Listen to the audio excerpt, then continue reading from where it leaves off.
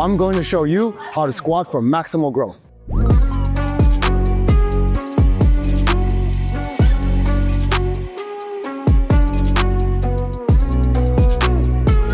What is growth? Growth is increasing muscle definition, building strength, and increasing performance in the gym. Before we put a barbell on our back and talk about different barbell positions, we are going to talk about setting up in her ideal squat stance.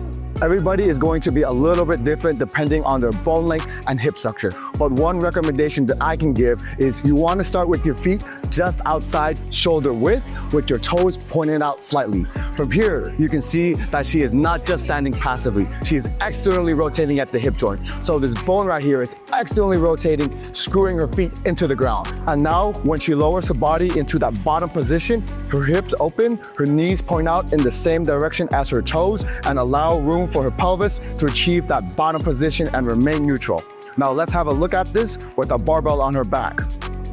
Starting with hand position, you want to place your grip as close as your shoulder mobility allows. Jackie is very mobile, so her hand position is very close. And now as she comes underneath the barbell, she is going to place it on the shelf created by her rear deltoids. From here, we want to think about elbows back and shoulders down. This is going to create active tightness in her upper back and not just passive tightness from hand position alone. So this allows her to activate her strong lats. The lats act as a stabilizer of the core. The lats attach from the front of the shoulder and come all the way down to the top of her hip. So out of all of the muscles in our torso, the lats actually cover the longest distance of our spine. So when they're active, they do a great role in keeping the torso nice and rigid so we can load it as heavy as possible. From this position, looking straight ahead, chin slightly tucked with her feet underneath her hips, she takes a big breath and takes 3 steps out. The first step is straight back, the other are in her ideal squat stance. Looking straight ahead because the body follows the eyes, screwing her feet into the ground, and she opens her hips, spreading the floor, knees out in the same direction as her toes. She controls the weight down to the bottom position and gradually accelerates out of the hole of the squat. The speed of the up phase is standing with intent, which is explosive but still under control. Something that you're going to notice here is a forward torso lean, just to balance the barbell over her midfoot. That also means there's going to be more of a hip angle, making it a much more hip-dominant movement, which is ideal when we want to shift the heaviest loads. The muscles around the hip are a lot larger than the muscles around the knee. Something important to remember, regardless of the bar position, is you want to align the collar of the bar with your midfoot. When we do a low bar squat, the position of the barbell on the back forces the torso to lean forward to allow for this collar to line up with the center of our base of support, or in other words, our midfoot.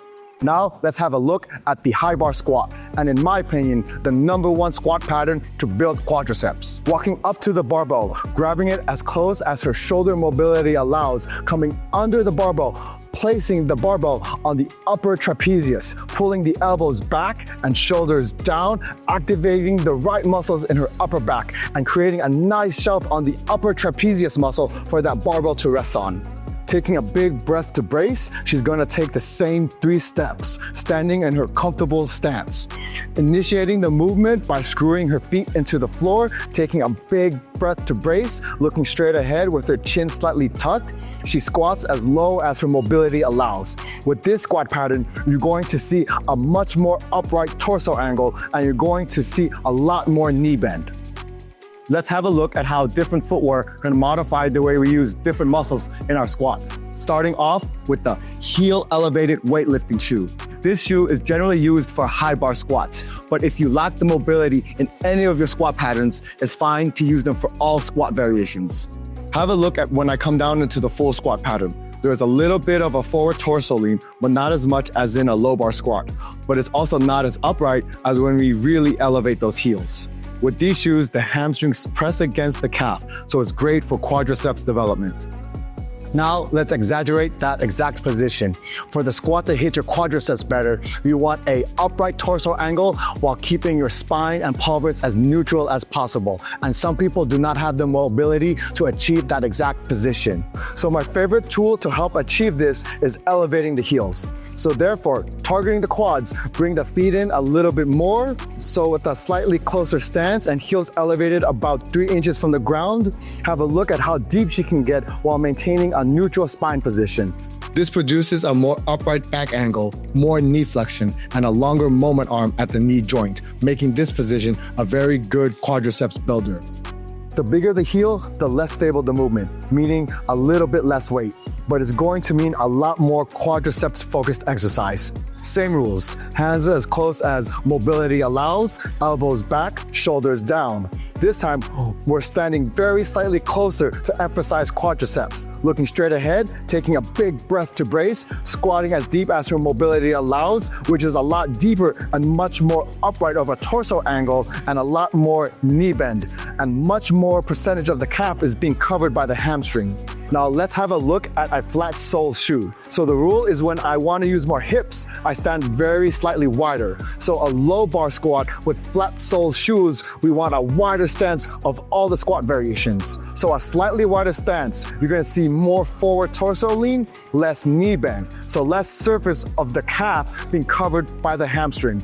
And the most important of the work happens at that big, strong hip joint, which is good when we're trying to shift the heaviest loads possible. So let's talk about when we're going to use each of these squat variations and who needs them the most. It makes sense to use a squat pattern that's going to allow you to shift the heaviest weights.